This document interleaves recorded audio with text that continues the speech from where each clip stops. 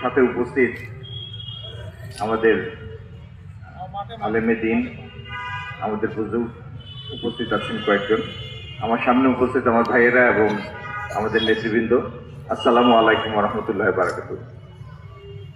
আজকে আমাদের প্রয়াত দেশনেত্রী বেগম খালেদা জিয়ার আমার জন্য এটি দ্বিতীয় দোয়া মাহফিল, তৃতীয়টিতে এখন যাব। আপনারা বুঝতেই পারেন সারা দেশের মানুষ তার জন্য কতটুকু শোকাহত। বেগম খালেদা জিয়া আমাদের জন্য ওইরকম একজন মানুষ ছিলেন, আমরা কল্পনায় যে সমস্ত বীরত্বের ছবি আঁকি মনের মধ্যে, বেগম খালেদা জিয়া সেই বীরত্বকে তার মধ্যে ধারণ করেছিলেন।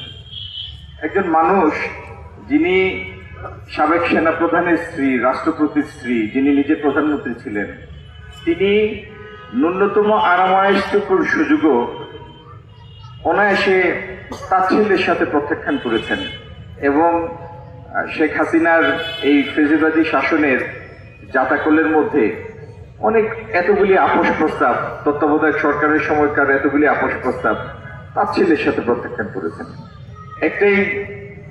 একটাই ছিল তার কাছে অগ্রাধিকার, সেটি ছিল বাংলাদেশ, দেশপ্রেম। এবং ইমানের জোর না থাকলে, ইমানের শক্তি না থাকলে একটা মানুষের মধ্যে এত আত্মবিশ্বাস জাগার কোনো কারণ নেই।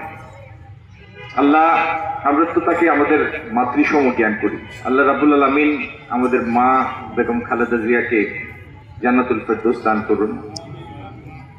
আমাদের প্রয়াত রাষ্ট্রপতি জিয়াউর রহমানকে শহীদের মর্যাদা দান করুন এবং তাদের একমাত্র যে ছেলেটিকে তারা হারিয়েছেন বেগম জিয়ার জীবদ্দশায়, সেই আরাফাত রহমান কোকোকে আল্লাহ জান্নাতুল ফেরদৌস দান করুন। আর যে বাংলাদেশের আকাঙ্ক্ষা পোষণ করতেন বেগম খালেদা জিয়াউর রহমান, যেটির জন্য তাদের সর্বোচ্চ ত্যাগ স্বীকারেও কোনো অনীহা ছিল না, সেরকম একটা বাংলাদেশ বিনির্মাণের জন্য আল্লাহ তার আদর্শের সৈনিক, তার ছেলে এবং তার দলের যে হাজারো লাখো কোটি নেতাকর্মী সমর্থক, আমাদেরকে সেই তৌফিক দান করুন যেন তাদের আকাঙ্ক্ষার বাংলাদেশ আমরা বিনির্মাণ করতে পারি। আল্লাহ আমাদেরকে তৌফিক দিন। আসসালামু আলাইকুম ওয়া রাহমাতুল্লাহি ওয়া বারাকাতুহু।